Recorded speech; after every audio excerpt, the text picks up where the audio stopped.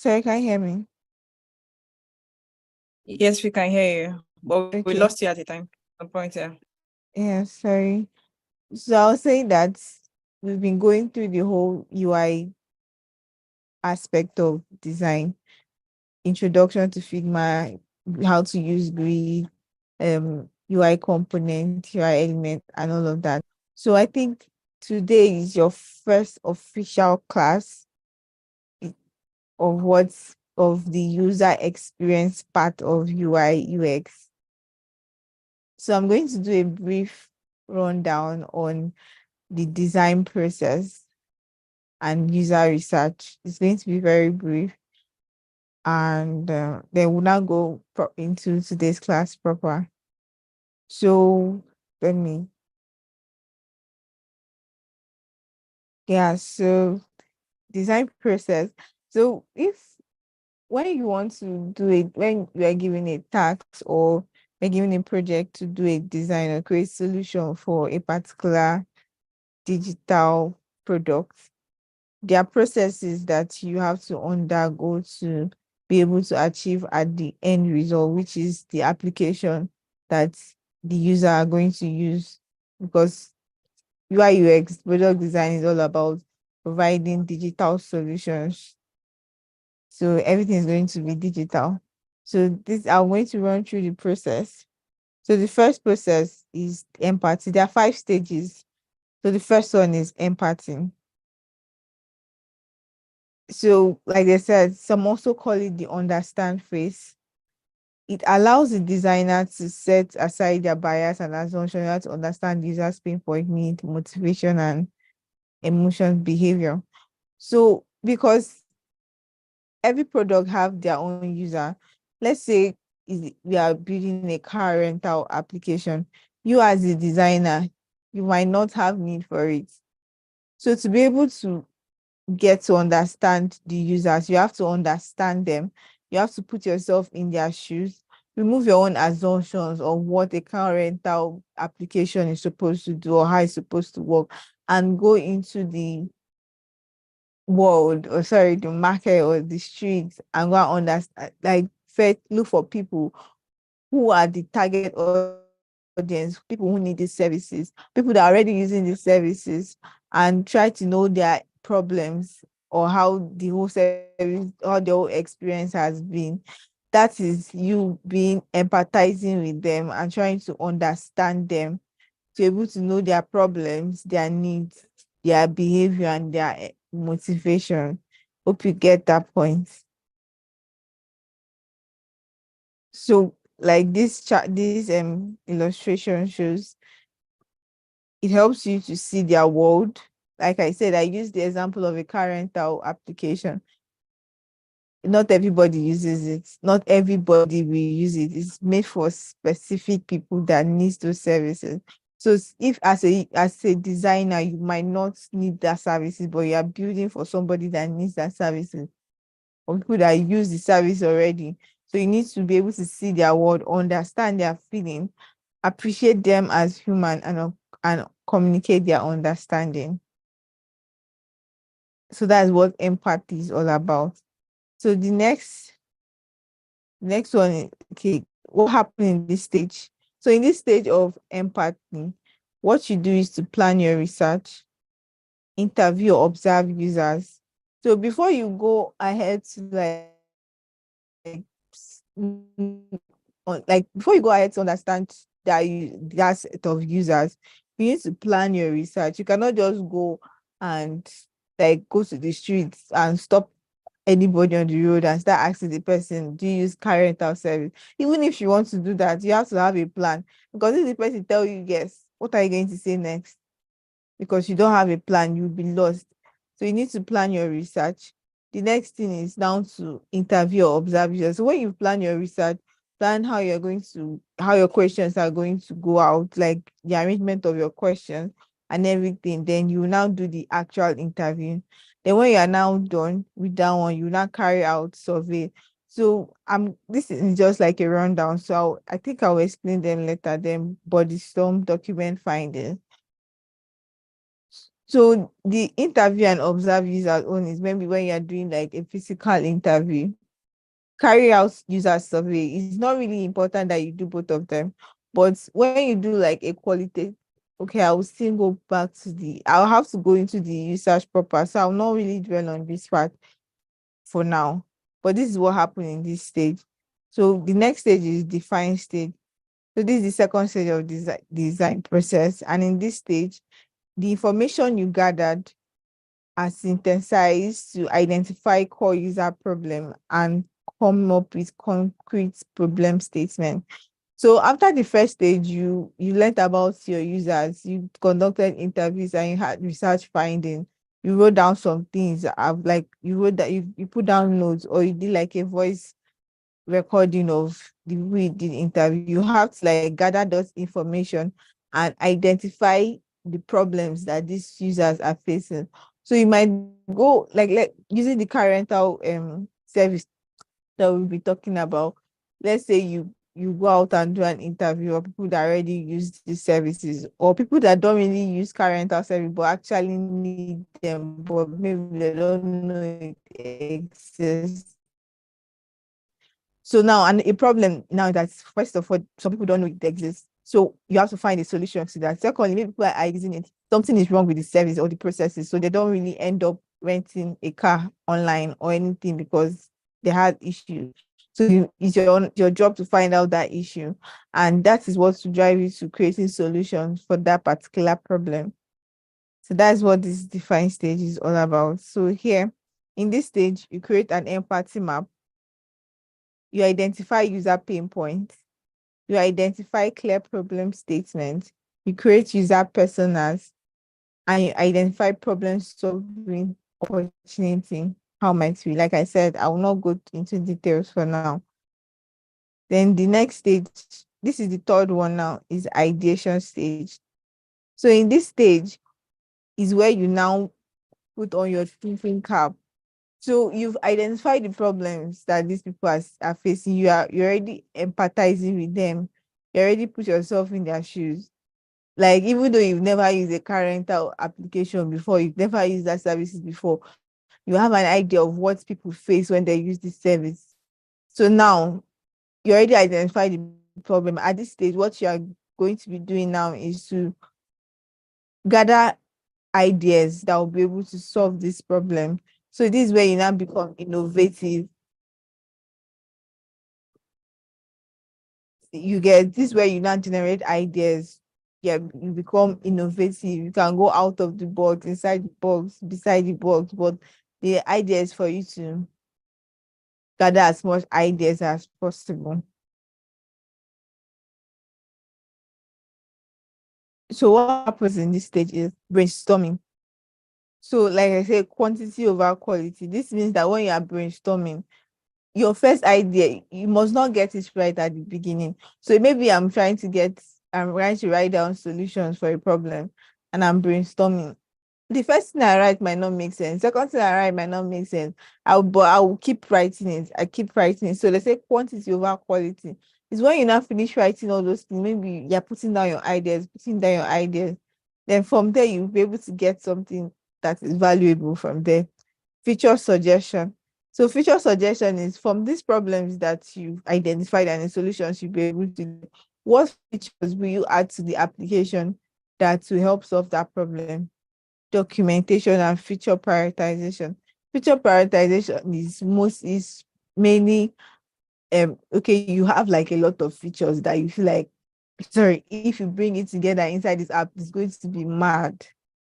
But then you have to prioritize these features based on how easy it can be done. You might have one idea that if you tell a developer now that this is my idea and you design it, they'll cost you because it's almost there impossible. But it's a good idea. That's why you need to prioritize your feature at this stage. The last stage is the fourth stage is the prototyping stage. This is where you now go on Figma and design. So you have the first part of prototype, which is the low fidelity prototype or the sketching. So this is where, okay, you have the features in your head. This is where you now start sketching. Then when you finish the sketching, you go into low fidelity. Low fidelity is more of boxes. There's no detail, there's no color. Then from there you move to the high fidelity, which is the actual application that has the images and everything, buttons and everything is colorful. Then what happens in this stage? User journey mapping and user flow. Yeah, so after you do the whole ideation and you get features, you have to create a user journey map or user flow map. This is because everything happens in stages. So if I want to use the car rental application, for instance, my major goal, let's say my major goal is to be able to rent a car. I moved to, let's say, Lagos, and I came there for a visit. I just want to visit for like a week or so. I need to move around. I don't want to be entering Uber. I want to rent a car. So how do I rent this car? So the first stage is that I download the app. When I download the app, what do I see next? The sign up screen. When I sign up, what will I see next? Like that's the flow that the user is going to go through to perform a particular task is user flow, and that is what you have to do before you even start design. And after that is low fidelity prototyping, like I said, the sketching, the wireframing, storyboarding happens at this stage.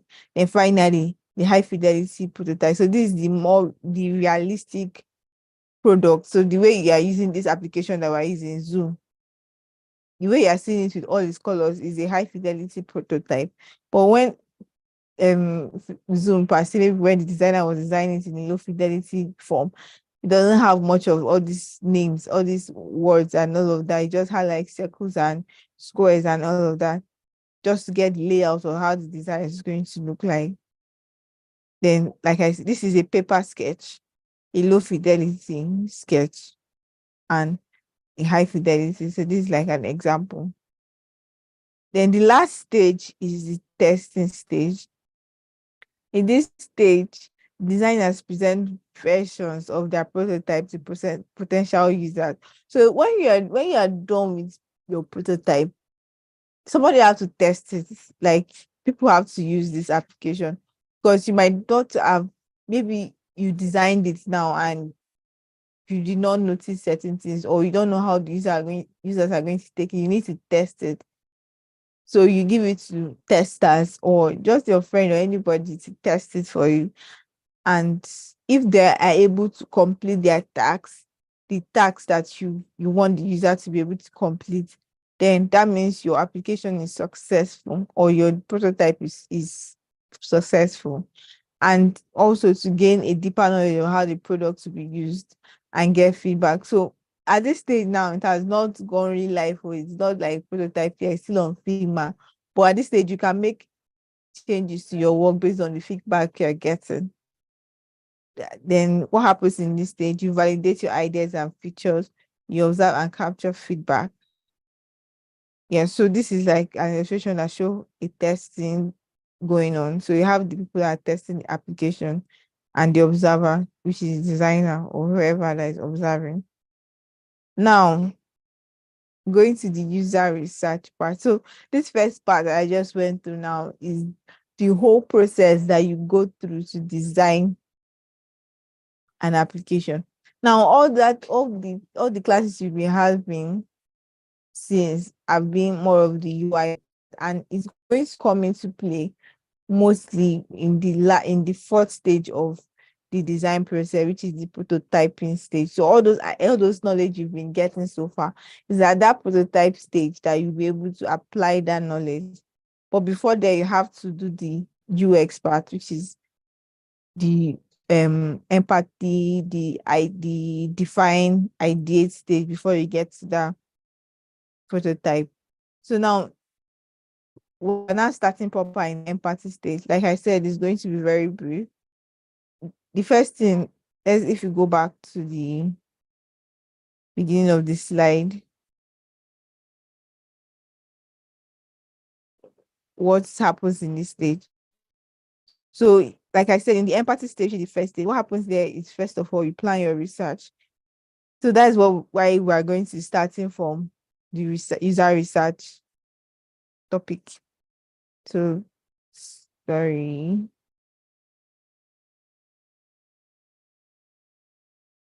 Please hope you are following.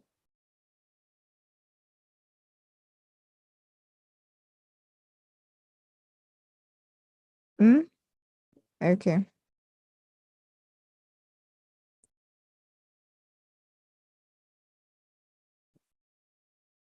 Okay, so user research. S- So first of all, the word we are not hearing research for the first time. Most of us have gone to school, whether it's secondary school or university. We've heard the word research and we've done a little bit of it, even if you don't go to school. Most of the time, when research is just like finding out things. So even if maybe you want to do something like you want to go for an event and you are looking for the clothes you are going to wear, and you're looking for the outfit you are going to wear, maybe it's a team party or something, you have to make research, right? Who's that? You have to make research to know what will fit that event per se. So everything before you embark on anything that you want to do, you have to kind of do a little bit of research. Even if you want to go somewhere, maybe you want to make a trip, you have to research on where you're going to know the kind of place that is, so you not enter into some kind of surprises that might not be good. Yeah.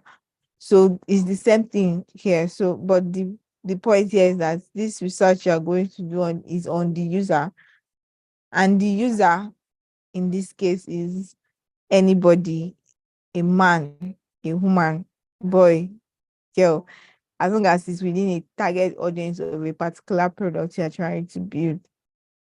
So anybody that uses anything is a user.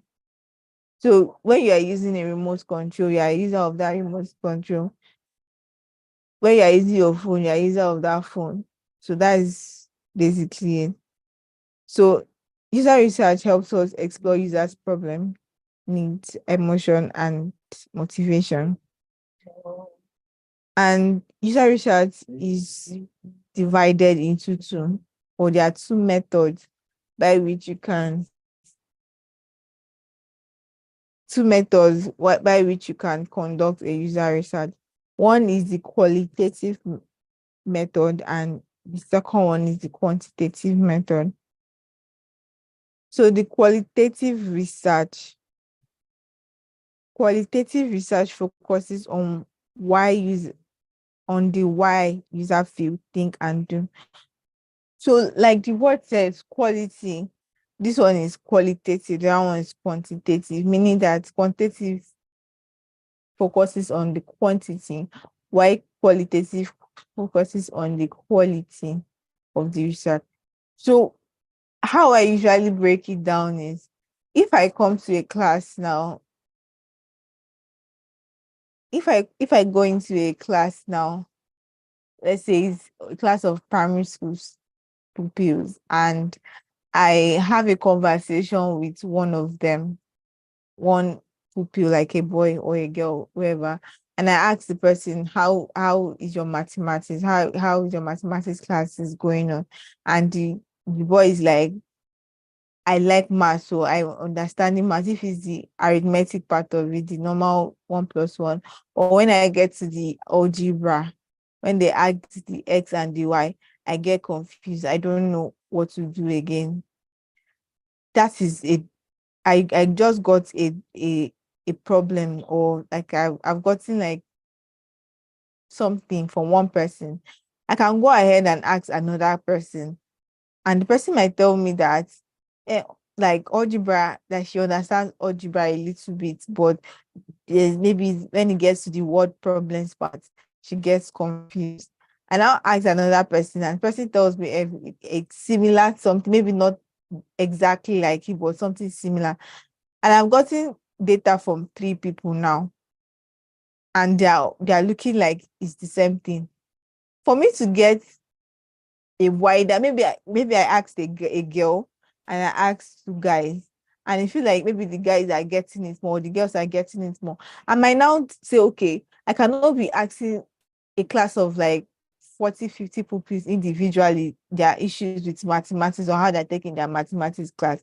I've gotten the essence of what I want. I've gotten like a data per se, but I want to know how many people who are having the same problem and what are their behaviors, their demography, everything. I will now do a quantitative research and do a survey for the whole class. I'll just like write down question. Okay, I already know that I'm going to narrow down my questions to mathematics, and I'm going to ask them specific questions about algebra, because from the interviews I already had with few of them, I already know, okay, this is where the problem is. I might now ask the whole class and get like a wider knowledge to know, okay, how many people are having this problem. Is it a boy problem, like it's a gender problem? Is it that the girls are getting it more than the guys, or is it an age thing? Maybe in a class of 40, most of them are not the same age. Maybe the younger ones are not really getting it. It's now the older ones. It might help, it will not help me narrow down my problem. So I hope you understand now the difference between qualitative research and quantitative research. So when someone say quantitative research, more of reaching a wider audience with a survey. You might not really be able to, like, if you want to start doing like an interview now of, let's say, your target geography kind of is Enugu State, you cannot start um interviewing everybody in Enugu. But for you to reach a wider number of people in Enugu, you can do like a survey and to reach a wider audience. But before you do that survey, you have to do like a few interviews, even if it's for even 10 persons or 5 persons, to know, okay, the basic. You have like a more detailed approach to it. Then from your qualitative research, you can now go over to doing the quantitative research. Yeah, so like this thing says, qualitative research focuses on the why, see the think and do. It follows a more direct method to understanding the user, while the quantitative research focuses more on how many, e.g., focus group. This focus groups is like I used the example of the school pupils. Focus group might now be, okay, I'm focusing on people that have issues with mathematics, or males that have issues with mathematics, or young or younger pupils that have issues with mathematics. These are different focus groups, but it's usually like getting a lot of people to know, okay, I know that this problem exists. Children are having issues with algebra, they're not understanding algebra, but how many of them are having this problem? Is it like a one person problem, or it's a lot of people? That is the difference. So to do a qualitative research, these are the steps. The step one is have a research plan. Like I said, you cannot go and start doing research without a plan. Secondly, you conduct the user research. And three, you write a research report. So after it's just like if you went to university and you do your project, just the same thing. After doing your research, you have to write reports on your research. Basically the same thing. Then have a research plan. So let's use, for example, this is a brief. A restaurant has engaged you to design an online food reservation and ordering system. So the plan, research background. The research background is, okay, it's a food ordering system. Online food reservation and ordering system. You know, the background of this thing is food, ordering, logistics, people that are hungry. Research goals. What are your goals? What do you want to achieve with your research? At the end of your research, do you want to be able to know the number of people that have problems ordering food online, or number of people that even order food online? number of people that are comfortable ordering food online. It can be anything, but what is your goal?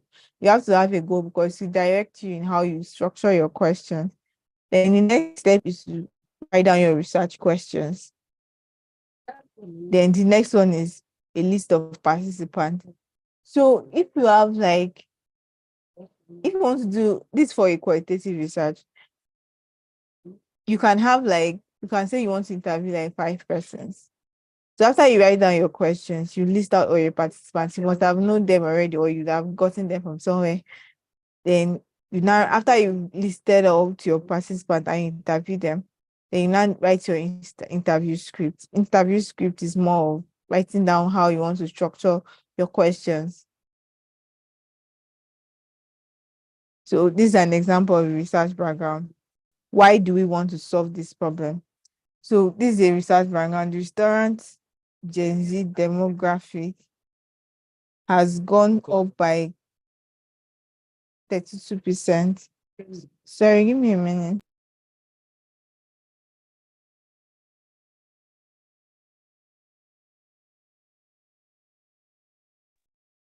Yeah, sorry. The restaurant, sorry, in Gen Z demographic, we all know what is the Gen Z demographic, has gone up by 32%. It just means that the Gen Z people, their how they've been patronizing restaurants, their demographic, let's say a particular restaurant now, this one that we're talking about now, the number of customers have, that are Gen Zs have increased to 32%. And also the recent COVID-19 outbreak has hit the business. So this is why they're trying to solve this problem. Because of COVID-19, if you know what happened during the COVID-19 period, people were not able to go out to public places.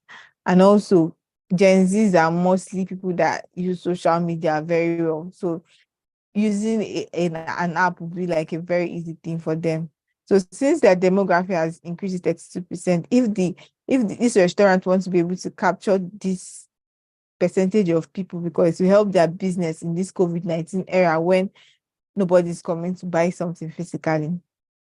Hope you get. So this is the background of this research, and this is why we will need to solve this problem. I say usually this information will come from the company's research team. So as a designer, except you are doing like a passion project, that's when you have to come up with it. But if it's like a brief that was given to you, this type of information is supposed to come from the brief. So the next thing is research problem statement. So this is like the goals of the research, to understand the behavior of various demographic and how they order food. And two, to understand how best to create a platform that caters to their needs aside just being able to order food. So this is the two reasons why they want to conduct this research. That's the research goals. Then the next thing, why do you want to understand the behaviors of various demographics, how they order food? This is like a whole lot. Like I said, I don't want to act. I'm going into details, and this is not what I actually want to do. But yeah, this is more like, okay, why do you want to? This is like goals. How do people currently, you want to know how they currently order food? Do they even order the food? What factors affect how and whether they order the food? What challenges do they face when they try to order food? And how often do they order food online? These questions down that you ask yourself, which are more like goals, will help you with your research question. This is a lot. Like, these are just giving you ideas on how to structure your question. So the screener question for participants. So this first part now, when you want to do an interview and you are trying to find out people, you are trying to target people that order food online or are comfortable enough to order food online. There are some questions you need to ask to know whether you are even wasting your time with this person. So that is the screener question. So have you ever ordered food online? If the answer is yes, then yes, there might be a good fit. If the answer is no, there might you might need to screen them out, meaning any other question you be asking them, they'll just be asking you, no, no, I don't know. I don't know. You will not get anything from them because they are not even helping your matter. So that is the screener question. So this is like one of the first questions you need to even ask when you're doing an interview. Let's say, apart from this food, or let's say it's the car rental application we've been talking about, the screener question will be, have you ever rented a car online before? If the person said yes, then yes, that is the person you need to ask question. If person say no, the person will not, anything you're saying, the person will not give you anything because he or she honestly doesn't know. We're moving on, the interview script. So interview script is just like a script, a movie script. When actors are performing, they follow a script. The script is so that everything goes as planned. So when this person talks, the next person talks. They are not talking over each other or when they're not supposed to. That is what a script helps to do. So it's the same thing with your interview script. So you need to order your interview so that you're on track and you remember the question you need to ask. So if you are conducting an interview, you might want to write your question down on paper or something so you can easily look through it and like you won't get confused and start asking the wrong question. So a tip when conducting interviews is, first of all, you do an introduction. So that introduction phase is to get used, let your participant get used to you. So that's when you now ask, how are you doing? What is your name? What do you do for a living? All those kind of very general questions that doesn't necessarily have to do with what you are researching about. Then when you're asking the question, ask how, why, so that these are open-ended questions so that the person you are interviewing will be able to tell a story. So if you ask the person, how did you said you have this issue when you use the car rental application. Okay, how did that go? Or why did it happen like that? It will make the person want to tell, like, say more than just yes or no. But if you ask the person something like, are you having issues using a current application? The person will tell you yes. But if you need to ask that person that question, you have to have a follow-up question that will make the person tell story. So these are just like tips for interviewing. Then moving on to the quantitative research is the process of gathering and analyzing data from survey, polls, or other analytical measures, e.g., Google Analytics. So surveys, like I've been saying, they are quick way to gather a lot of response because the reach can be like it's a larger audience that you can reach. Yeah, so I think I've covered that already. Sample of a survey question. In a quantitative research, to understand how people order food, likely survey question could be, have you ever ordered food online? That is the screener question we talked about. If yes to question one, why? Ordered. So you see how the questions are going to. It's similar to the interview question, but in the quantitative research, people might not have patience to write a lot of stories. So you have to be smart in how you structure your questions so that they'll be able to, so you're able to get something tangible from survey. So yes, we have come to the end of the user research part. Like I said, this is just a very fast paced rundown of what a user research is. I hope you got something from it because we're moving to the next stage. But if you have any questions now on user research, you can ask now before we go to the next slide.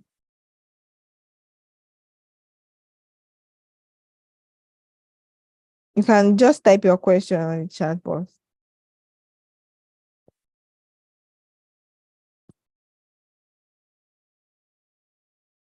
And if there's no question, you can indicate so I can go on.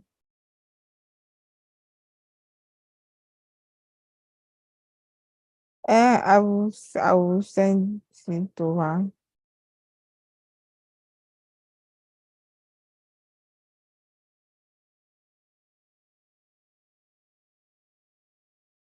All right. Since there's no question, let's move to user persona.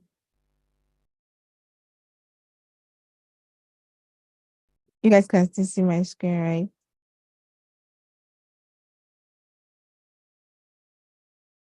Yeah, you get a copy. You get a copy. For now, let's be fast.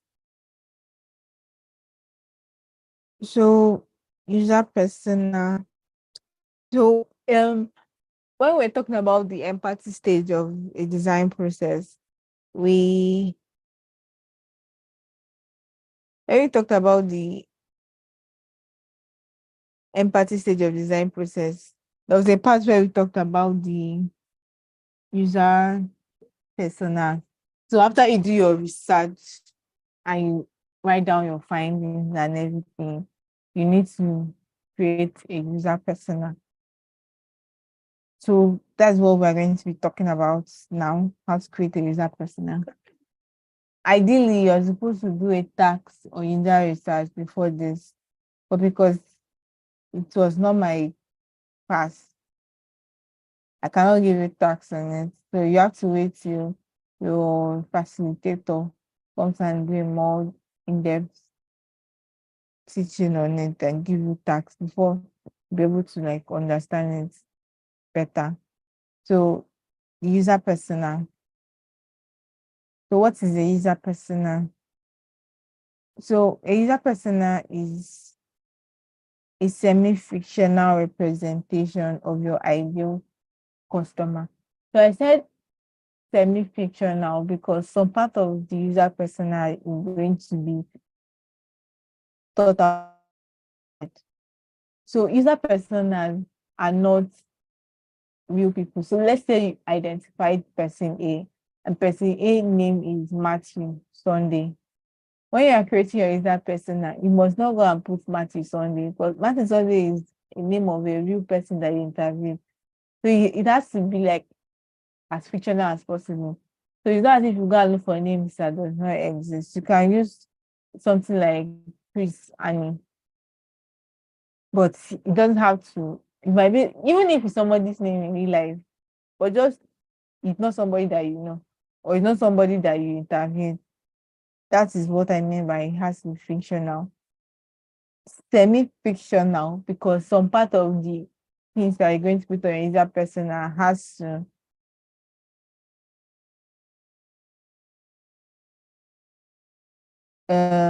you're part of the what's it called this thing?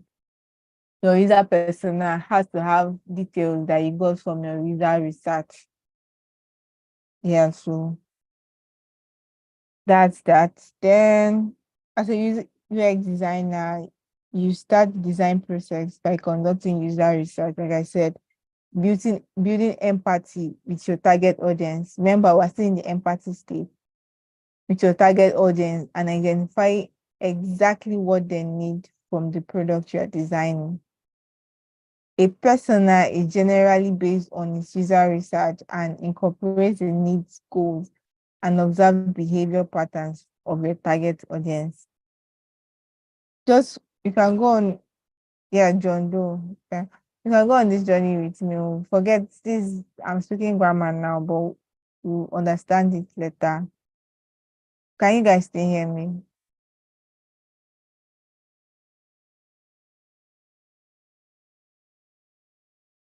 Okay.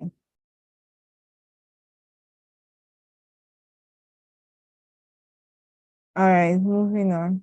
So why do we need a user persona?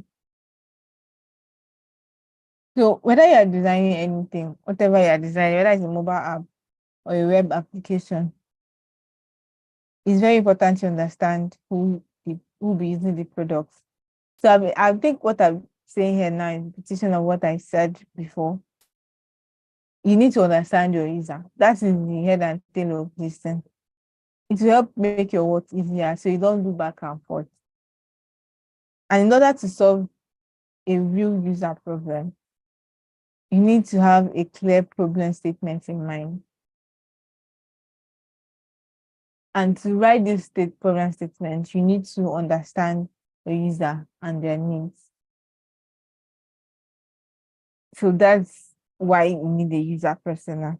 So it's just like user personas are basically, I said it's a fictional, semi-fictional representation of who your ideal user is going to be. So when you're designing a solution, you need to have an idea that you're designing for a real person. Somebody is going to use the application, and it might not be you and your family members. It's somebody that you don't know. So you need to be able to get together and give that person a personality. So user persona is just like a personality of somebody that is going to be using your application. And because there are like a lot of people that will be using it, they should have similarities. The similarities can be in their demography. Their demography, I mean, is their age, their occupation, their marital status, their location. The similarity can also be in their gender. Like the similarity can be anywhere, but the only thing that you need to have like a representation of a likely set of people that is going to use your application. Give the person a personality. So even if you choose to name your persona John Doe, you know that when you are designing, I'm designing for John Doe. John Doe is not just anybody. John Doe is a 52 years old man. He's this, he's that. You've gotten it from your user persona. So when you're designing for a 52-year-old man, you know that you're not designing for Gen Z. There are certain things you need to consider. That is why you need to have a user persona. Hope you guys are following. So a user persona clarifies who is in your target audience by answering the following question. Who is my ideal customer? What are the current behavior patterns of my users? So that is we're using the car rental application. Who is the ideal customer that is going to use the car rental application? So there are various people that might need to rent cars. And people that are getting married, most of the time, they usually rent cars for the event. People that maybe a guy that wants to go and see somebody, a girl that is trying to impress, might want to rent car. Somebody that relocated or traveled to a particular place and needs to move around might want to rent a car. Some people might just want to rent a car for different reasons, but basically there are different reasons why people might want to rent a car. So you need to know who your ideal customer is and their behavior pattern. The behavior pattern might be different for somebody that wants to do wedding, because somebody that wants to get married now, after the person married, the person will not remember you again, but the person have done a particular thing. Another person is also an ideal customer, but when the person, I think the person that might be a returning customer might be someone that travels a lot. That kind of person. Now, if the person goes to somewhere like Lagos, the person will rent a car. The person goes somewhere like Abuja, the person will still rent a car. So their behavioral patterns that these people exhibit. So you need to understand it. What are their needs and their goals? So their needs and their goals pertaining to the service or the product they are trying to build. You need to know it. Then what issues and pain points do they currently face within the given context? So these are the reasons why you need a user persona. So organizing your research findings. So this is assuming that you've done your research. So if you interviewed, let's say 5 persons, and you've interviewed them, what are you going to use what you got from the interview to do? So if you interview somebody physically, you must have written down some things or done a audio recording of what they were saying so that later on you go back to that audio recording and write down notes from what they said, like notable things from what they said. So now, how do you organize those research findings? Because you will need to organize your research findings before you do your user persona. So the first way is using the organized notes.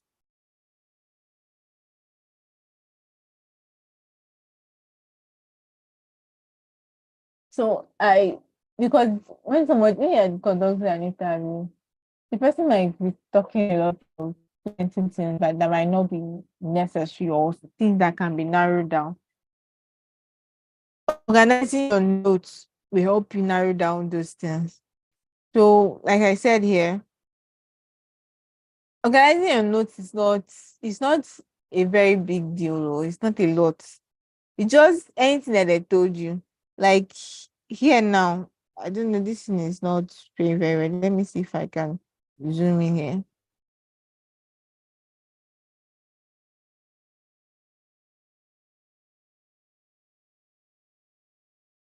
So this is notes gotten from a research for I think a clothes donation application.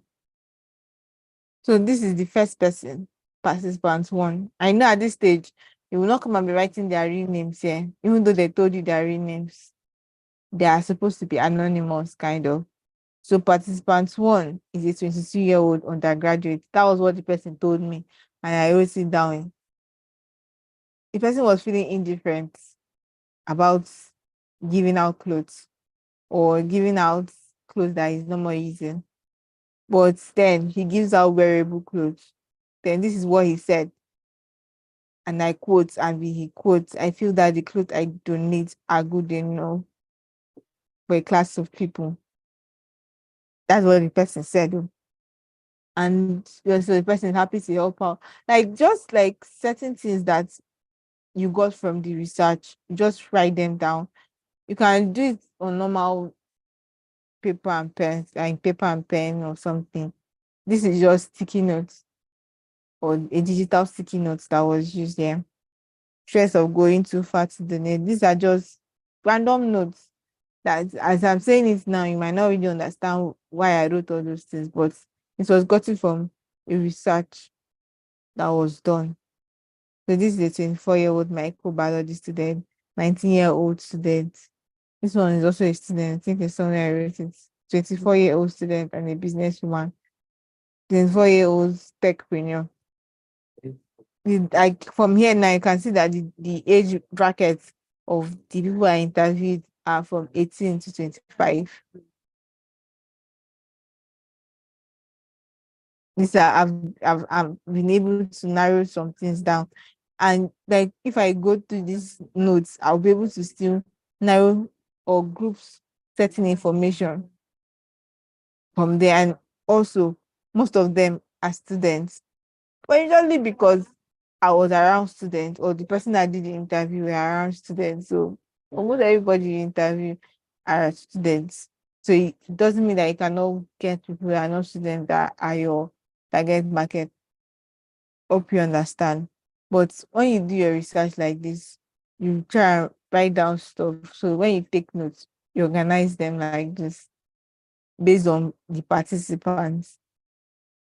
Then the next step is empathy maps. Yeah, so we're still in the empathy stage and the empathy stage. So the one of the ways to organize your notes is in the empathy map. So once you've organized, when you've put down your notes like that, you can visualize your your research findings in a map. There are different kind of map. This one that you're looking at here is an empathy map. It's divided into 4 quadrants, and inside those quadrants have the think, say, feel, and do. So the say is like direct quotes from what your participant said. So if the person said, I like doing so and so, you write it exactly. I like, because it's a direct quote, so you will not change it to a reportive speech. You use the direct speech like that. Think. So what is the user thinking at that point as regards what the research is all about? Does the action the user takes, so then feels the user's emotional states. So let me go and show you like a more close-up look of this empathy map. So the reason why you have to organize your notes is that from the empathy map now, I just had to pick from there and drop. So now this part is the think part. This person is thinking that one out, and this is like a fusion of all my participants. I did not do it per participant. So if you interview 10 persons, what the 10 persons says, you are going to narrow it down like this, or you could pick like this. The person is saying one out flow shouldn't be given out. Yeah, this is for the flow donation application we're still on. Stress of going too far to donate. One out clothes should be thrown away. That's what the person is thinking. If people appreciate my clothes, he doesn't have serious interest in donating clothes. This is what they are thinking. So then say, this person said, blessings come from helping the needy. It is difficult for me to find someone to have chance to donate. I love to give out courses, form of social good. This is like direct quote from what people say. Then do one of the actions that this user is taking, that it gives out wearable clothes. This one donates to less privileged. This one donates to the orphanage and charity home. This one gives out wearable clothes to younger ones and few friends. Compound on you. These are just activities that this person do pertaining to what the research is all about. Then feel indifferent, happy to help out, unappreciated. So this is from like this unappreciated is just like somebody said that okay, when I give out clothes, when she gives out clothes or he gives out clothes, he feels like the person that is giving it to did not appreciate it. That is a feeling. That might be the reason why he or she will not give out clothes again. This one is compassionate. Compassionate might just be in sense of, oh, the person feels for people that are less privileged, orphanage and all of that. So giving is like something that helps the society for him or her.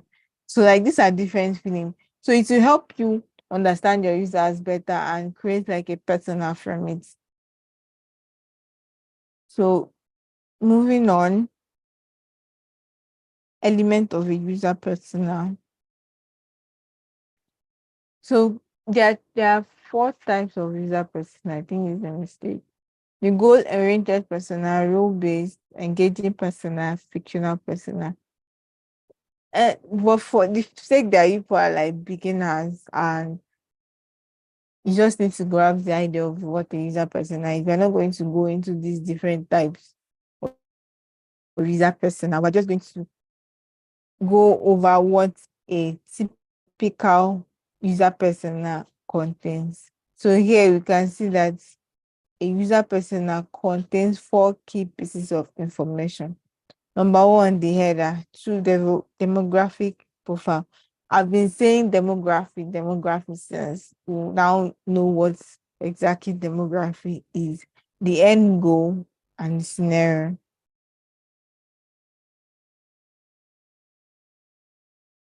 Yeah, so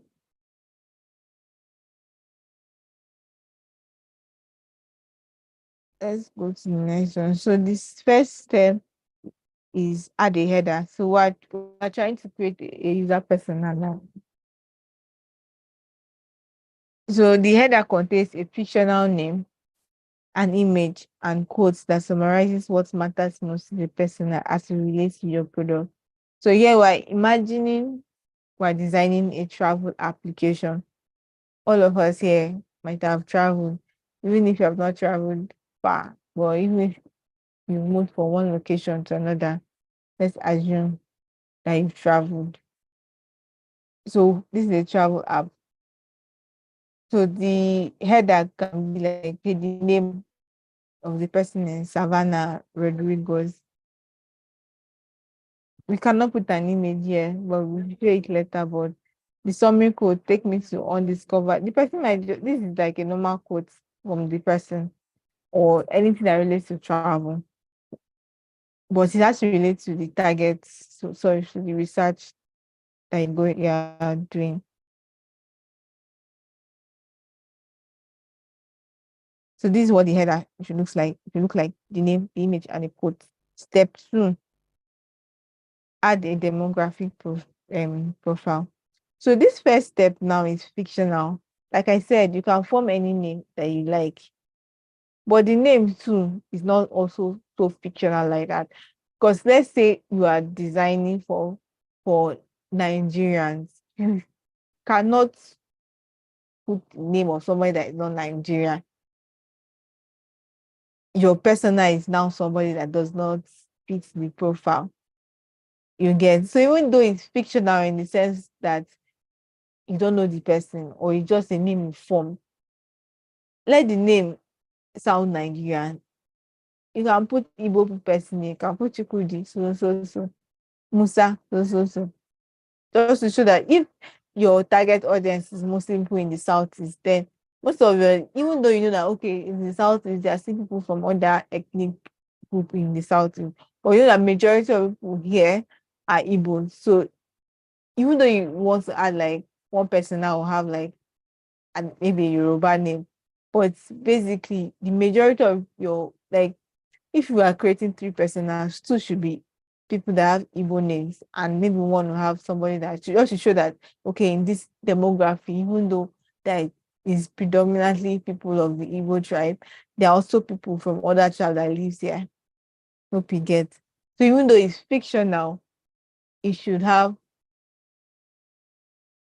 relate to your target audience. Secondly, the image, even though the image is fictional, it has to make sense, because if your target audience are Nigerian and you put an Igbo name and you now went to go and carry a white person name, a white person image and put there, does it make sense? It doesn't. Or your target audience is 24 years old and we are seeing a picture of somebody that looks like he's 50. Hope I'm making sense. So even though it's fictional, it has to relate to the target audience. So yeah, I hope that clears that. So you are supposed to consider everything. If you are putting a 24-year-old man, you have to look for an image, even if it's shorter stock image or or a stock image that you're using. Let the person look like the person that you're describing.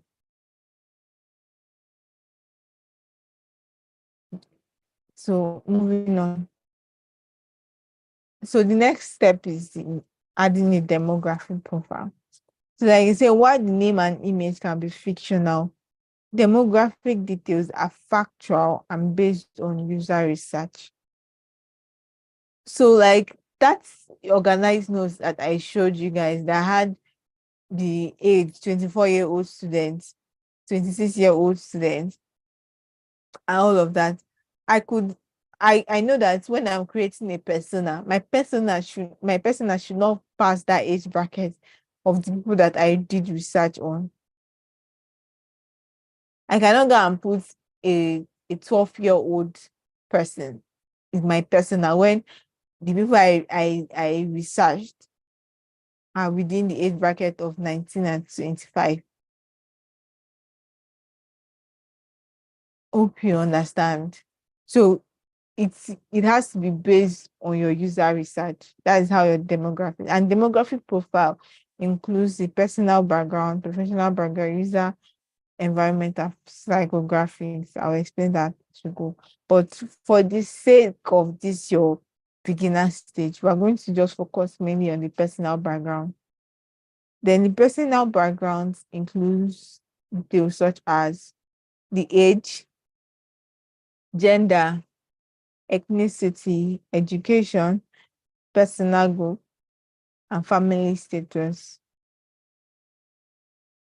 And this all these things must have been gotten from your user research. Note that it's not basically one person, because if you search 10 persons, doesn't mean that your user persona will be based off on one person. Look for similarities, like I did with that organized note. One of the similarities I was able to point out at the spot was their age bracket and their occupation, which is student. So when I want to create a persona now, I have to make sure that this person is a student, and second, this person is within the age bracket of 90. I can choose any age. I can say the person is 20, the person is 24, whichever one I choose, as long as it's within that range. Then also, if your target audience is unisex, meaning it's like both guys and ladies can use the application, then your user persona should capture those two kind of demographic. So, and that thing to note is that you don't have to create only one persona when building a product. You can have up to three. Two, three. It's not advisable for you to have one, because the similarities can there might be similarities there, but then there are other use cases. Like I said with the car rental application, there are different target market. Maybe all these people that I mentioned are within the same age bracket. Let's say they are from 20 to 35. Yes. But one of them is a business person, because business people move around a lot. They might need to have a car rental, they might need to own a car rental, like have a car rental application on their phone, because they move around and they need to move frequently. Then you now have the people who are uh which other set of people uses car rental? Okay, wedding planners. Exactly, wedding planners. Let's say the people that are doing the wedding might not necessarily be the ones to rent this car. It's the wedding planner that makes this arrangement. So as a wedding planner, you have this people, and you cannot have one persona is business people, and that persona for wedding planners, and that persona for and that set of people. And this difference in personas might just be based on anything within demography. So it can be based on sex. I might choose to have two personas. One of them is male, one of them is the other one is female, just to know, okay, because females have different characteristics or behaviors than the males. Hope you are following. So for here, from this example that we give, was still on Savannah. Savannah is a 52-year-old female, lives in Lagos, Nigeria. She's a divorced mother of two, and she has a master's degree in chemistry. So you see that Savannah is already having a a personality already. We're not even done, but Savannah already has a personality. As you are now, you're already imagining who Savannah is, imagining how she looks like, or like, yes, yeah, imagine how she looks like, or where she lives, or the kind of thing she's doing at this moment. A divorced mother of two, what the person be doing? Maybe the person is cooking or doing one thing, but you already have an idea of who this person is. The next one is to add end goal.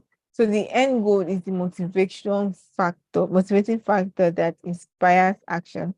So for a car rental application that I'll be using, what is the goal of this person? What is this person goal that the person say, okay, because I need to achieve this, I need a car rental service.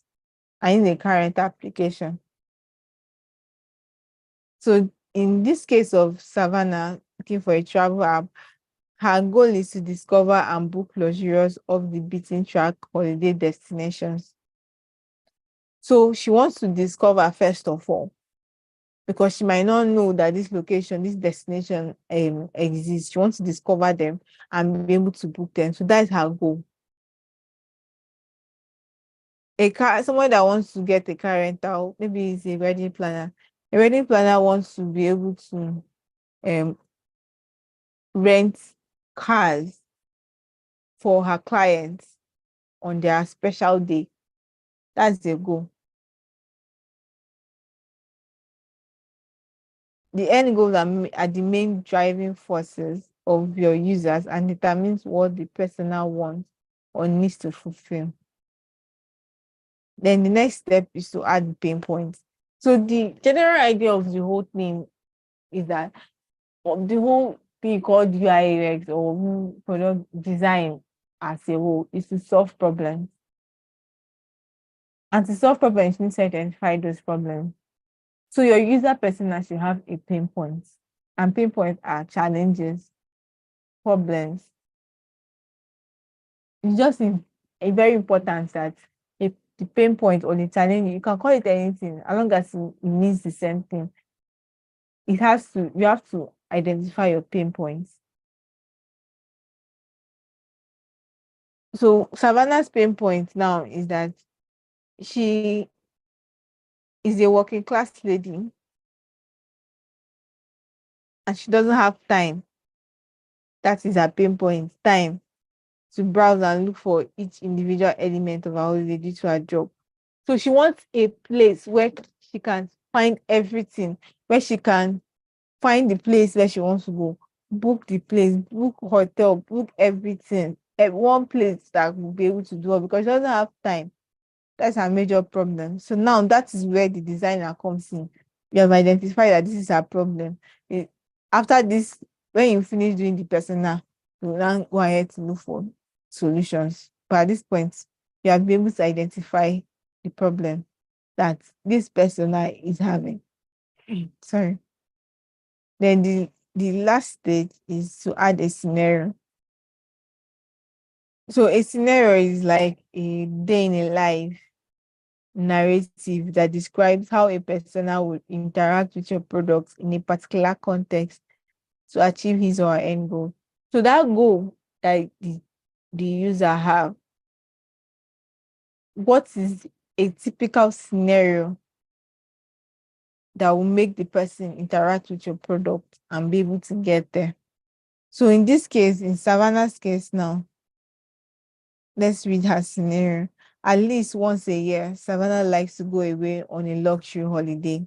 She tries to discover places she has never been to before and to stick to destinations that aren't yet overrun with tourists. She works full time, so she doesn't have much time to browse and book each individual element of her holiday. So it still continues. I like if I want to continue this now, I can say she then looks for a part a means where she can solve her problem, but she's frustrated because all the ones she has been or all the things she has been seeing online are not helping. Now this is where you come in. This is a use case. So you get a scenario like this. So this thing I'm doing now is like a very like it's a very basic explanation of how you do a user persona. You will need to go and do your own research to understand this more. I have like the more in-depth knowledge. And the last step is to put all of them together in a presentable manner. So yes, this is Savannah Rodrigo. Yeah, I know she's supposed to be white too. But yeah, she can be Black American. Yeah. So this is Savannah Rodriguez, a 52-year-old divorced mother of two. And everything is arranged. Everything that we'll be discussing now is presented this way. This is a typical user persona. Yep. So I don't think I need to explain anything now because everything I explained is right here. But at this stage, you need to make it presentable. You must not, okay, even if I'm going to give you a task now, I'm not looking at the finest design. I just want this, I just want all these details that I said, all these elements that are in a user person. I just want to see it and let it be correct. How you choose to arrange it might be based on how you want to apply all the things you've been learning, since there's no extra mark for that, but it would be good if your work is well presented. Then if there's no other question, I'll move to the tax. Then your tax, you're supposed to have conducted a user research, or at least gone through that class before this research, because I want your user persona to be based off of the data you collected from your tax.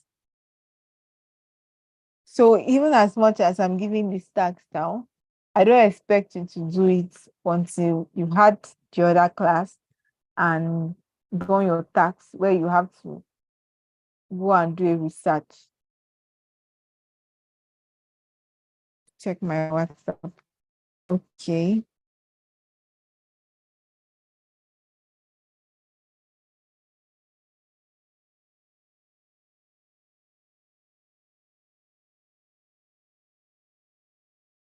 Okay, sorry, let me quickly do something.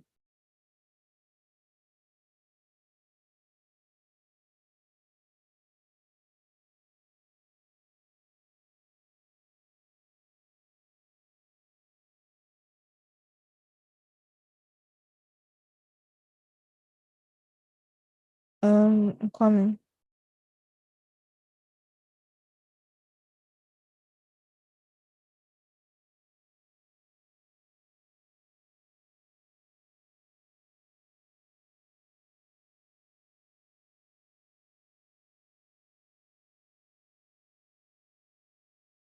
All right. So you have to do the user research task first. Is it possible to us get this slide? Yeah, I always share this slide.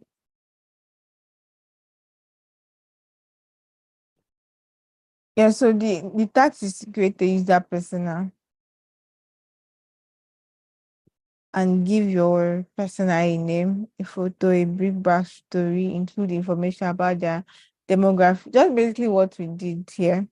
But it has to be based off your research data, except you want me to give you a task where you have to start from the stage of doing a research first of all, before we get here.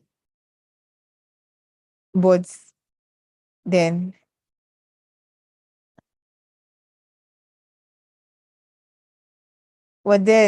this is the task. Whenever you guys are done with the class, then you go ahead and do this one. But even as when you submit your tax, I will need to see that you follow the data you got from a research that you did.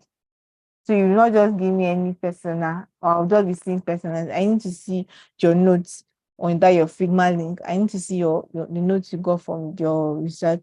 I need to see, if possible, an empathy map also before announcing your user persona, or links to anything, just for me to know that okay, you got your research, your data from somewhere.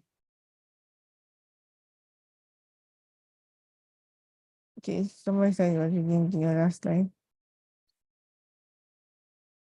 The empathy map, you have to, the thing that you are supposed to have a class before this, and I will share the two slides, link to the two slides that I went through today, for you to understand the empathy map and how it's been done. I might share more resources too, but yeah, this is just basic. Any questions?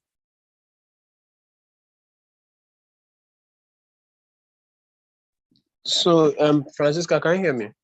Yes. So let me just say this before we go on. So everybody here knows, especially those that attended class yesterday, that joined up the class or session yesterday, knows that we're supposed to have a class prior to this one, and I said that earlier on. But then that class for user research is likely going to hold tomorrow, and I said every product design participant should gear up for this week. Classes we have already 2 pending classes, and we do not want to add an extra week to upskill. So we are trying our best to fix classes in times that will be suitable for you and for us, and as well cover up the curriculum, the gap we have that was caused by the break, and then the little inconsistencies we're experiencing with being Nigerians. So that is it. So the class on user research, when it holds tomorrow, you likely have your task. So all these questions that which user persona and what, yes, you have your task on user research, and from there you create your persona like she has said, and she has promised to share her slides with us. So the 2 slides, you get it. Yeah. So when you get your user research text, so Francis can move on. I think someone was raising his hand. Maybe the person has brought his hand down. Okay.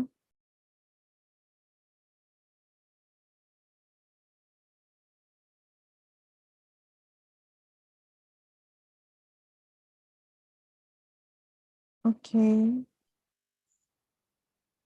Chinenye. Chinenye Iroka. Mhm. Okay. Good evening, Francisca. Thank you so much for the class. So I wanted to ask a quick question regarding the assignments. I just want to understand the requirements and be clear. So if we're done with the task on user research, since you want us to show you our findings and show you evidence of how we got our user persona. So maybe if can we maybe insert our user research assignments into the same place we're going to do our user persona and share the Google link to you so you can just see the whole thought process. You want to assign it. Anyhow you want to that. Anyhow, if it's a link you want to drop on your I need to say a Figma file. And the reason why I want a Figma file is to make sure that you designed the thing yourself and not just sending me a picture. So if you want to drop the link to your user research tax, then it's fine. All I just need to see is that you got your data from somewhere. Because from your user research findings, I will know that this persona is coming from there. Okay, no problem. Thank you. Okay, the next person, Chim Deberry. Good evening. Good evening. I wanted to ask a question on empathy maps. Okay. There was something I couldn't understand. You talked about your research on how the person feels or what the person is thinking, or direct quotes like what the person said. But then how do you like if, for example, what the person is thinking, do you ask a question like, what do you think about this, or what do you think about that, and then you write that down as what the person is thinking? Because doesn't that, if the person says, I think this is what I think about this, doesn't that classify as a direct quote? Well, when that thinking part is not a direct quote. So when you are doing an interview, either you read the person's body language, yeah, or what the person says. Maybe when the person is telling a story, so you cannot have an idea that probably when the person was doing this particular thing, this was what was going through the person's mind. It's not like a direct quote. The person can say, I think, I also might also help you in putting it there that this is what the person thinks. But when the person doesn't say I think, there are some statements that someone will make. You know that this is what's going through the person's head. So the person is not really like, okay, when I'm telling you a story of how my day went, I might now put in something that, okay, when as I was this thing was happening, this was what was going through my mind. It's not something that was happening, it was what was going through my mind. Hope you get my point. Okay. Yeah, Okay, thank you. you're welcome. Then you can also So read more on it and see examples online on user empathy map to help you. Okay. So I want to say something. So about the first question that someone asked about link, it's possible for you to do your 2 assignments in one link, and I think that is what is going to happen. Francisca, it's possible, right? If they use one Figma file on one side of their board, they can create like 2 pages in a Figma link, right? Yeah, yes, they can. Yeah, so you guys can do, it can be the same link. You just need to create, like, I don't know if it's 2 pages. I don't know, Francisca, maybe you help me with the proper jargon for that. And they So can they do it on one page. They just need to make their Figma board arrange it very right. organized. Yes. Yeah, so I'm expecting one link from you guys as your submission. So when you get your user research tags, on the same file where you have your user research, where you're going to fill up your stuff for your user research, your empathy map, or whatever the task is going to be, move over to some other part in that same Figma page or link or that worksheet and just do your user persona there. And are you designing? Somebody's asking, are we designing? Yes, actually, you're not looking at, are you not looking at what Francisca is showing you? Does this look like something that wasn't designed? Yes, you would actually design it. Let us read it so I that use they're grids. not just, right? They are supposed to design it, right? Yes. You have to design it. At least it will help you practice your design knowledge and how to use elements and all of that. You're supposed to design your user persona. So this thing you're seeing inside was designed. So it's a frame. If I bring it out, you see it. So it was designed. Are you seeing it?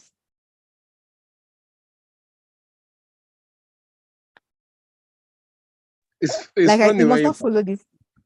You must not follow this arrangement. You can go online and see how user personas are done and we create anyone. All I just want to see are those basics that I taught in this class. That's what I want to see. Those details that I taught in this class, I want to see it on your user persona. Anyhow you choose to arrange it is left to you. But I need to know that you designed it yourself, even if it's very good or not so good, or anyhow it looks like. I just need to know that you did it yourself. And to help you practice, like I said.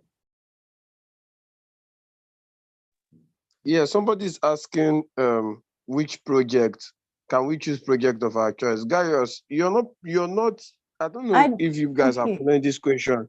When user research task comes up, obviously it's either you're going to do it a project on yourself or your tutor is going to give you a particular problem plan or whatever that you go ahead and do your user research for. So chill till when the user research class is held tomorrow, you will now know if you're picking a project on your own to work on your user research and user persona, or you're going to use that of your tutor or mentor that is going to handle it tomorrow.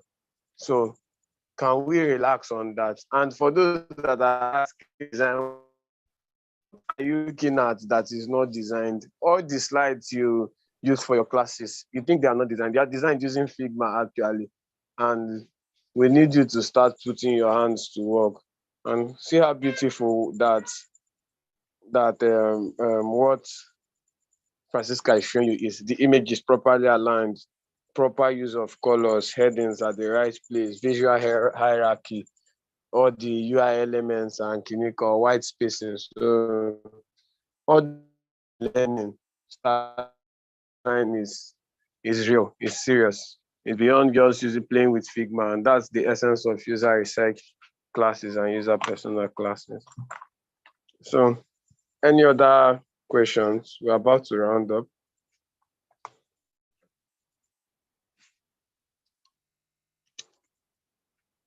Any other questions? Yeah, Okay. somebody's asking, can we use Google Forms our user research. Like I said, I'm not the person that's supposed to take you user research. I just did like a rundown so you have an idea before you did the user persona. So whichever way your tutor like tells you to use, whether it's qualitative or quantitative, the Google form you're talking about is a quantitative research method. So whichever one, as long as you can be able to get your data from it and be able to use it to create a user persona. But for now, hold on, you can just research, doing like your own research on what user research is. But the task you're going to do for your user research will be given to you tomorrow after your class on user research proper. Then my own task is that for anything that you are given for your user research, any data you get from there, use it to create a user persona. And I'm just saying just one. I can make it two if you want, but that's fine. Just one is enough to help me to show that okay, you understand the class. I think they should even do Tusha, but let's leave it for another story. So Somebody's think- raising his hand. John, go ahead. Okay, thank you very much. Good evening. My question is, can you please tell us again what we should present in the task, how it should be presented? Are we doing Okay. everything from the slide or how? This. Thank you. Okay, sorry. Come and put this thing back.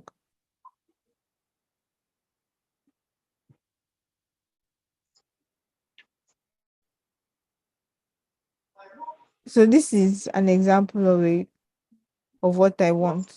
So like I said in the class when I was saying element of a user research, sorry, user persona, I talked about the headings, and the heading is supposed to have the name of the person, an image that describes this person, a quote. Then you have the demographics, which is supposed to show the age, the sex, location, marital status, education of that person. The pain point, meaning the problem that this person is facing. The goal, what's this person trying to achieve? Then a scenario. Like I said, scenario is just a story that shows this person in action or a point where this person actually interacts with your product, or a point where this person shows that I need this product. Like this Savannah that we're talking about here, she wants to be able to go for a luxurious holiday once in a year, just once in a year. And that once in a year, she needs to plan it. For you to go for a holiday like this, you need to plan it. And she's working, she doesn't have time to plan her trip. So she needs a place where she can do it very fast and will give her location ideas to discover new places and be able to book everything she needs to book, from flights down to her hotel room and everything. That is what she needs. Then this scenario that is here should be able to capture it. Hope you understand. So this is all I need. Like this thing is looking like this is all I need. And like I said, you must not follow this layout. Do anything that you want with the design. All I just need to see is those details, the name, the image, demographics, pain point, goals, and scenario. Okay, thank you very much. You're welcome. What is the name of the font? Are you Sora? Let me type it.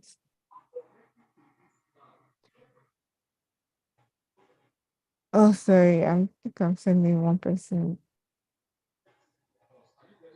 Are you Sora? SORA.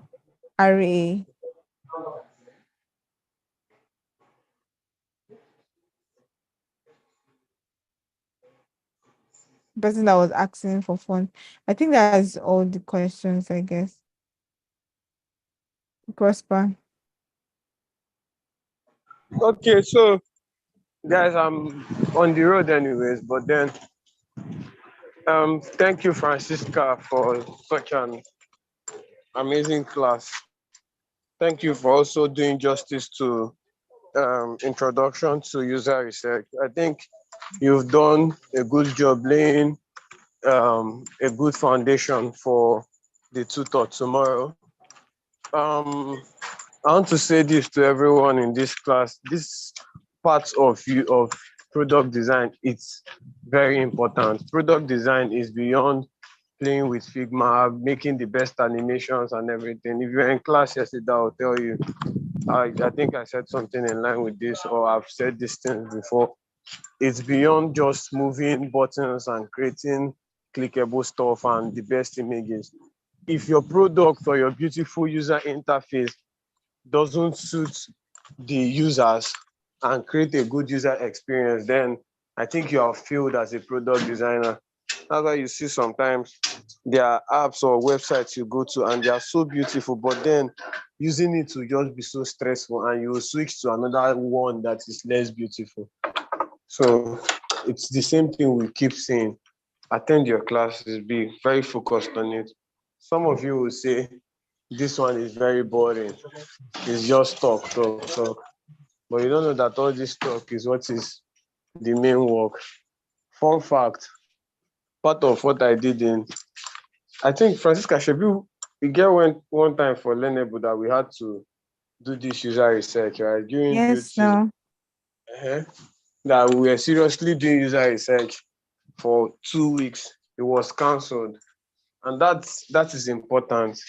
Even when you want to build a product, as you're claiming product designer, your user, you are not expected that when a client brings a product to you, product designer, you just jump into designing. You say, okay, you need a website that needs this and this and that, and you just jump into it. It just shows that you're just a regular designer. But as a product designer, you're supposed to go through this process of user research, user personas, all these things. When you do all these things, people you're designing for would look at it and know that, oh, this guy really, you would even help your product owners understand their products better. And that way you guys will not be having back and forth. Else, you might finish a project and the next thing you come and tell is that, I came back, this logo that you kept here, this thing that you did there, this thing, before you find out you're doing the whole design again. So I can see some people are leaving the class, some people are not leaving, some people are just there plugging earpiece in their ear and doing things. Don't worry. I hope you would be able to showcase yourself well when the time comes for you to build awesome products.